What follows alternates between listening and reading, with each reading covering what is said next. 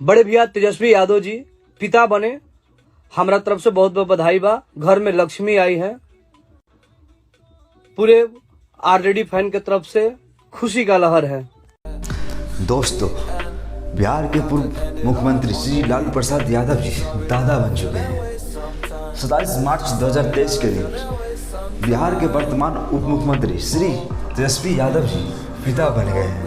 इनके घर में एक खुशियाँ के रूप में एक नन्ही परी आई है। दोस्तों, इस मौके में पूरे बिहार में खुशी की लहर दौड़ गई। आरजेडी को चाहने वाले तेजस्वी यादव के समर्थक सोशल मीडिया पे तेजस्वी यादव को बधाई दे रहे हैं। साथ ही साथ भोजपुरी कलाकार, भोजपुरी के अयान स्टार टुनटुन यादव ने भी सोशल मीडिया पे लाइव आकर श्री तेजस्वी यादव जी को पिता बनने पर बधाई दी है।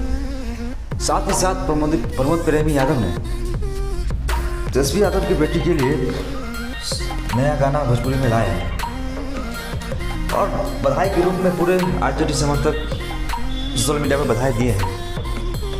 और आप लोग भी हमारे कमेंट सेक्शन में तेजस्वी यादव को बधाई दे सकते हैं। इस तरह की वीडियो के लिए हमारे लालू सरकार पेज को और सब्सक्राइब करें, लाइक करें।